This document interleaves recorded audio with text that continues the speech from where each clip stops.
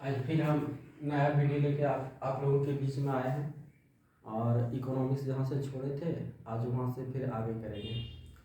तो आज बताना है हमको depending on ownership of resource.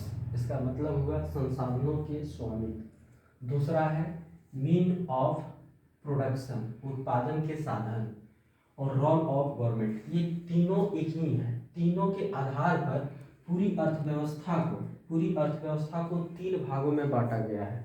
किसके आधार पर? Depending on ownership of resource के आधार पर, यानी संसाधनों के स्वामित्व के आधार पर। दूसरा मीन ऑफ प्रोडक्शन पर, उत्पादन के साधन पर। और तीसरा रोल ऑफ गवर्नमेंट, सरकार की क्या भूमिका है। इस आधार पर पूरे संसाधन को तीन भाग में बांटा गया है। पहला जो है कैपिटलिस्ट इकोनॉमी, जिसको कहते हैं पूंजीवादी अर्थव्यवस्था। पहला है कैपिटलिस्ट इकोनॉमिक्स, पूंजीवादी अर्थव्यवस्था।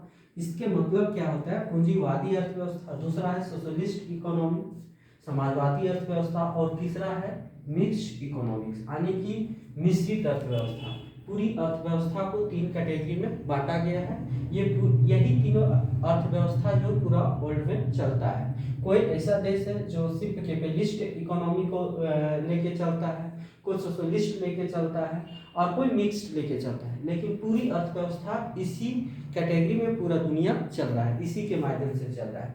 तो अभी हम बता रहे हैं कैपिटलिस्ट इकोनॉमी, इसका मतलब होता है पूंजीवादी अर्थव्यवस्था। पूंजीवादी अर्थव्यवस्था कहे तो इसमें क्या होता है, किसी एक निजी व्यक्ति के हाथ में रहता है सारा अपना प्रॉपर्टी। इसमें बाजार की शक्तियां जो होता है और मांग जो होता है वो निजी आदमी के हाथ में रहता है। इसमें किसी प्रकार का कोई दूसरा गवर्नमेंट या कोई दूसरा आदमी हस्तक्षेप नहीं कर सकता है, रोक नहीं सकता है। ये पूंजीवादी अर्थव्यवस्था में बाजार की शक्तियां और बाजार की मांग और पूर्ति एक निजी आदमी के हाथों में रहता है।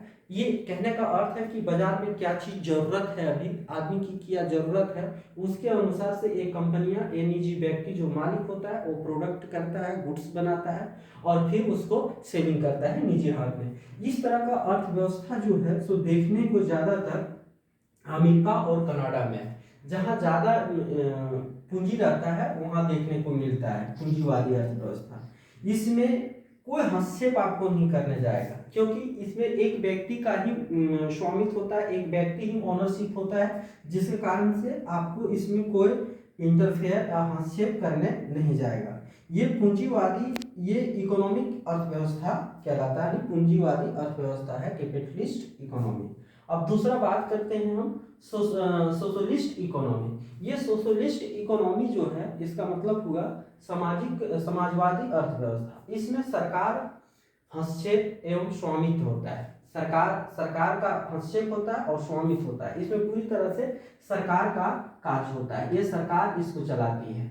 यह सरकार जनता की भलाई के लिए कार्य करती है, जो भी काम करती है सोशलिस्ट इकोनॉमी में जनता की भलाई के लिए करती है। जैसे मान लिया जाए, इसका एग्जांपल हम ले लें तो थोड़ा सा उससे शोषण के कार्य, सोशलिस्ट मतलब शोषण के कार्य के लिए किया जाता है। जैसे अभी हॉस्पिटल वगैरह है, हॉस्पिटल है, या तो फिर आप ले लो स्कूल है, तो ये सारा जो प्लान वगैरह चलता है वो सामाजिक कार्य के लिए किया जाता है, ना कि बेनिफिट के लिए किया जाता है। और इस तरह का जो, इसको हम एक और कहते हैं, it is also called state based economy कहा जाता है। यानी कि यह जो है सो राज्य आधारित अर्थव्यवस्था है, क्योंकि राज्य की रक्षा के लिए किया जाता है, राज्य की जनता के फायदा हित के लिए ये किया जाता है। तीसरा अगर हम बात करें, तीसरा अगर बात करते हैं तो मिक्स्ड इकोनॉमी है। मिक्स्ड इकोनॉमी का अर्थ इसमें ये है कि कुछ प्राइवेट सेक्टर और कुछ पब्लिक सेक्टर मिल के इस अर्थव्यवस्था को चलाता है। सरकार एवं निजी क्षेत्रों की सहभागिता रहता है, उन लोग दोनों मिलके इस अर्थव्यवस्था को चलाता है। इस अर्थव्यवस्था का सबसे बड़ा कार्य ये होता है कि अगर प्राइवेट कंपनी ज्यादा लाभ कमाना चाहता है तो जो हमारी सरकार रहती है, जो हमारी पब्लिक इकोनॉमी है, वो उस पर लगाम लगाती है और फिर सही रास्ते पे लाती है। और इस तरह का अर्थव्यवस्था ज्यादातर भारत, स्वीडन और फ्रांस में देखने को मिलता है। एक बार पुनः इसको फिर से समझने का ट्राई करें कि डिपेंडिंग यानी कि सोर्स के आधार पर स्वामित्व होता है, उत्पादन के आधार पर होता है, सरकार की भूमिका क्या है इसके आधार पर। तो तीन तरह का तीन तरह का जो है सो अर्थव्यवस्था देखने को मिलता है। एक बात और यहाँ लिख लें नोट, अर्थव्यवस्था का जनक एडम स्मिथ को ही कहा जाता है। अर्थव्यवस्था का फादर या जनक एडम स्मिथ को ही कहा जाता है। और ये तब शुरू हुआ था जब उसने एक बुक लिखा था वेल्थ ऑफ नेशन नामक बुक लिख के, उसमें ये वेल्थ ऑफ नेशन नामक बुक जो लिखा था 1776 में पब्लिश किया था, और इसी में ये अर्थव्यवस्था के बारे में चर्चा किया था। हम आपको बारीकी से और पूरा एक्सप्लेन के साथ आपको बताने का कोशिश करेंगे कि कैपिटलिस्ट इकोनॉमी का क्या इंपॉर्टेंस है आज के दौर पर, और सोशलिस्ट इकोनॉमी का क्या इंपॉर्टेंस है, और मिक्स्ड इकोनॉमी का क्या इंपॉर्टेंस है। आशा करते हैं आपको ये समझ में आ गया होगा। अब इसको आगे बढ़ाते हैं और इससे और थोड़ा आगे बढ़ने का कोशिश करते हैं। ठीक, अब इसको इरेज करते हैं। अब यहां ले लो,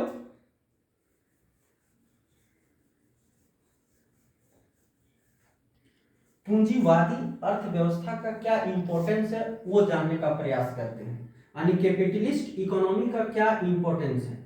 इसमें एक इंपॉर्टेंट ये है, कैपिटलिस्ट इकोनॉमी का सबसे पहला विशेषता कहो या क्वालिटी कहो, जो आप कहो, इसकी विशेषता क्या है, पूंजीवादी अर्थव्यवस्था का विशेषता क्या है, इसके बारे में चर्चा करेंगे।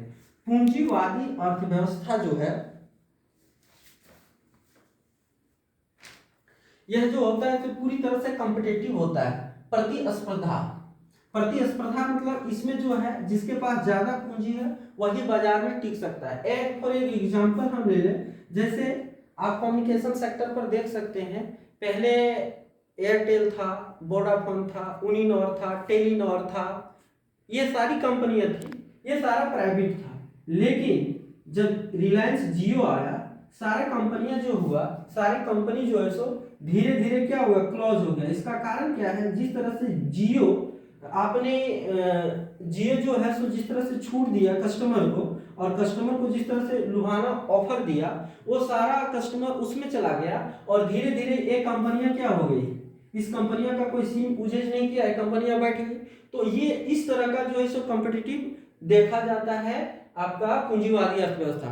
बाद में हालांकि जियो को जितना लॉस पहले हुआ था वो सब ले रहा है अपना, फिर अपना वो मेकअप कर रहा है। ये होता है पूंजीवादी अर्थव्यवस्था का इंपॉर्टेंस। पूंजीवादी अर्थव्यवस्था में पूरी तरह से प्रतिस्पर्धा करने के लिए स्वतंत्र है, पूरी तरह से स्पर्धा करने के लिए स्वतंत्र है। पूंजीवादी अर्थव्यवस्था में पूरी तरह से प्रतिस्पर्धा करने के लिए स्वतंत्र है। पहला विशेषता प्रतिस्पर्धा करने के लिए आप स्वतंत्र हैं। क्या है, और दूसरा इसमें है, ये जो भी कंपनी है अधिकतम लाभ कमाना चाहता है, अधिकतम लाभ इसका मेन उद्देश्य ही होता है, इसका मेन उद्देश्य ही होता है अधिकतम लाभ कमाना। तो पूंजीवादी अर्थव्यवस्था का पहला है कि इसमें आप जो है सो प्रतिस्पर्धा कर सकते हैं, कॉम्पिटिटिव कर सकते हैं। दूसरा है, इसका जो ये कंपनी होता है, इसका जन कल्याण न करना करके इसकी क्या होता है, अधिक से अधिक ये लाभ कमाना चाहता है। तीसरा, इसमें आर्थिक स्वतंत्रता रहता है। इसमें क्या रहता है, आर्थिक स्वतंत्रता। कहने का अर्थ है कि आपको किसी भी तरह का जो है सो आप बाजार में गुड्स को बेच सकते हैं, या कोई भी ट्रेडिंग आप शुरू कर सकते हैं, कोई भी बिजनेस आप शुरू कर सकते हैं। तो आपको स्वतंत्र है कि आप क्या कर सकते हैं। तो पूरी तरह से आर्थिक स्वतंत्रता रहता है, आप कोई भी इसमें बिजनेस कर सकते हैं।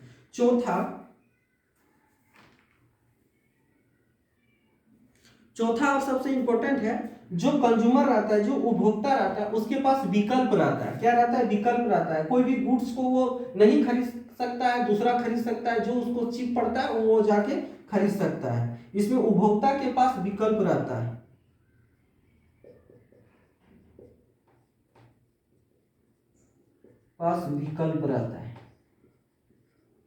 कहने का अर्थ है कि पूंजीवादी अर्थव्यवस्था का ये चार इंपॉर्टेंस है। पहला है क्या, प्रतिस्पर्धा रहता है। दूसरा क्या है, अधिकतम लाभ होता है, तीसरा क्या है आर्थिक स्वतंत्रता रहता है, और चौथा क्या है उपभोक्ता के पास विकल्प रहता है। जब कोई भी गुड्स का दाम बढ़ जाता है तो वो अपने इनकम के अनुसार दूसरा गुड्स खरीद सकता है। ये चार है। तो ये चीज जो है आपको मैं बताया कैपिटलिस्ट इकोनॉमी का ये विशेषता है। आपसे पूछा जा सकता है कि पूंजीवादी अर्थव्यवस्था का क्या विशेषता है, तो आप बताएंगे प्रतिस्पर्धा, अधिकतम लाभ कमाना, आर्थिक स्वतंत्रता, उपभोक्ता के पास विकल्प रहता है। ये पूंजीवादी अर्थव्यवस्था का विशेषता है। तो इस तरह का अर्थव्यवस्था कहाँ देखने को मिलता है? अभी बताए अमेरिका और कनाडा में देखने को मिलता है, और सारा देश है, बट एक एग्जांपल में हम अमेरिका और कनाडा लेते हैं। इस तरह का पूंजीवादी अर्थव्यवस्था देखने को मिलता है। अब दूसरी हम बात करें समाजवादी अर्थव्यवस्था का क्या विशेषता है। समाजवादी अर्थव्यवस्था का क्या विशेषता है, इसको हम पहले बताएं कि इसको it is also called state based economy कहा जाता है, यानी कि यह जो है सो राज्य आधारित अर्थव्यवस्था कहा जाता है। इसमें क्या है, ये ऐसे सुनने से ही पता चलता है सोशल, यानी सोशल के लिए कार्य किया जाता है, ना कि इसको अपना निजी प्रॉफिट के लिए किया जाता है। सारे जन की फायदा के लिए, वेलफेयर के लिए कार्य किया जाता है, समाज के लिए कार्य किया जाता है। इसकी सबसे बड़ी विशेषता मैं बताता हूँ अभी। ये क्या है, सोशलिस्ट इकोनॉमी। सोशलिस्ट इकोनॉमी का फादर या जनक किसको कहा जाता है? एडम स्मिथ साहब को कहा जाता है। ये बात को बार बार बोलिएगा, याद हो जाएगा। क्या कहा जाता है? एडम स्मिथ साहब को क्या कहा जाता है? अर्थव्यवस्था का जनक कहा जाता है और अर्थशास्त्र का भी जनक कहा जाता है। इसका उद्देश्य होता है जन कल्याण करना, जो मैंने बताया, जन कल्याण करना। सामाजिक अर्थव्यवस्था का यानी सोशलिस्ट इकोनॉमी का पहला उद्देश्य होता है जन कल्याण करना। जन कल्याण करने का मतलब क्या हो गया? पब्लिक के लिए कार्य करता है, पब्लिक के भलाई के लिए कार्य करता है। कौन करता है? सोशलिस्ट इकोनॉमी का मतलब हुआ सामाजिक अर्थव्यवस्था और उसमें जन कल्याण कार्य किया जाता है। दूसरा, इस तरह का बाजार में अभी बोले कि यहाँ प्रतिस्पर्धा होता है, इस तरह का बाजार में प्रतिस्पर्धा का अभाव रहता है। प्रतिस्पर्धा का अभाव रहने का एक कारण, मुख्य कारण ये है, मान लिया जाए आपको मैंने पहले बताया कि सोशल के लिए कार्य किया जा रहा है। जब सोशल के लिए कार्य किया जाएगा तो सरकार ये सोचती है कि न्यूनतम से न्यूनतम इनकम वाले, आय वाले व्यक्ति के लिए भी फायदा हो, पहुंच सके, और जब उसके लिए फायदा पहुंच सके तो वह जो गुड्स मैन्युफैक्चरिंग करता है या प्रोडक्ट करता है तो उसका प्राइस बहुत कम रखता है। और जिस इकोनॉमी में क्या होता है, सोशलिस्ट इकोनॉमी में क्या होता है, जन कल्याण करना होता है। यहाँ देखो जन कल्याण करना नहीं होता है, इसमें क्या होता है, अधिकतम लाभ कमाना। इसमें क्या होता है, अधिकतम लाभ कमाना, लेकिन यहाँ क्या है, जन कल्याण करना होता है, जनता की भलाई के लिए किया जाता है। इसमें क्या है, आर्थिक स्वतंत्रता होता है। इसमें क्या है, आर्थिक स्वतंत्रता। इसमें केंद्रीय आर्थिक नियोजन, मतलब ये सरकार के द्वारा आर्थिक नियोजन, मतलब नियोजन में नौकरी दिया जाता है। इस तरह का अर्थव्यवस्था में आर्थिक समानता रहता है, सभी को एक जैसा समानता रहता है, इसमें कोई भेदभाव नहीं किया जाता है। तो ये 4 पॉइंट सोशलिस्ट इकोनॉमी का है और इसमें ये 4 पॉइंट ये है। तो दोनों का ये डिफरेंस है। अगर आपसे पूछा जाए कैपिटलिस्ट इकोनॉमी का क्या विशेषता है और सोशलिस्ट इकोनॉमी का क्या विशेषता है, तो आप इसे लिख सकते हैं और समझ सकते हैं। तीसरा आ गया मिक्स्ड इकोनॉमी। मिक्स्ड इकोनॉमी का बात करते हैं। मिक्स्ड मतलब ऐसा नहीं रहता है मिला हुआ, मिक्स्ड मतलब मिला हुआ। इसकी सबसे पहले मिला हुआ, इसका क्या है, मिक्स्ड इकोनॉमी में क्या होता है, मिला हुआ। इसमें भी क्या होता है, जन कल्याण होता है, क्योंकि सरकार नकल कसी हुई है, इसमें सरकार है तो सरकार नहीं चाहेगी कि पब्लिक को नुकसान हो, तो इसमें भी क्या होता है, जन कल्याण करना होता है। इसमें भी क्या है, जन कल्याण करना होता है। मिक्स्ड इकोनॉमी को क्या कहते हैं, मिश्रित अर्थव्यवस्था कहते हैं। इसमें भी क्या होता है, जन कल्याण करना होता है।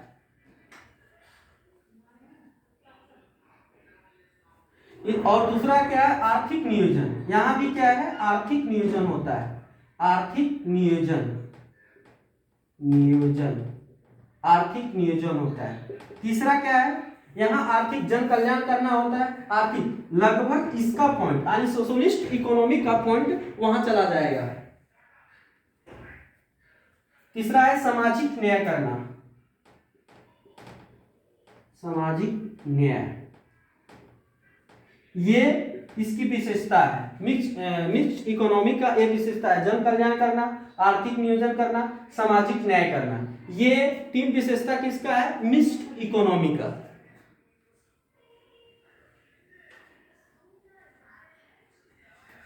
तो ये समझ में आपको आ गया, आशा करते हैं ये आपको समझ में आ गया। इस तरह से हमारा जो है इकोनॉमी आज जो है सो इकोनॉमी जो है so depending on the owner of resource, संसाधनों के स्वामित्व, और मीन ऑफ द प्रोडक्शन, उत्पादन के संसाधन, और रोल ऑफ द गवर्नमेंट, सरकार की भूमिका के आधार पर तीन भाग में बांटा गया था, कैपिटलिस्ट, सोशलिस्ट और मिक्स्ड।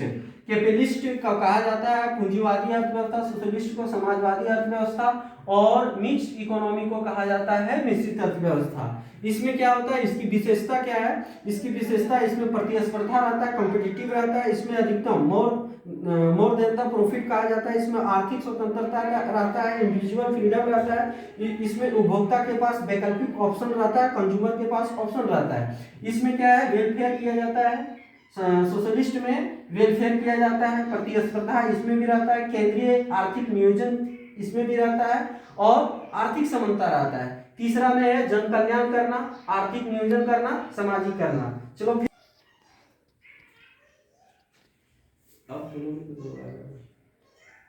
इसमें स्पर्धा का अभाव रहता है। ठीक है, फिर नेक्स्ट मिलते हैं नेक्स्ट वीडियो में। Thank you.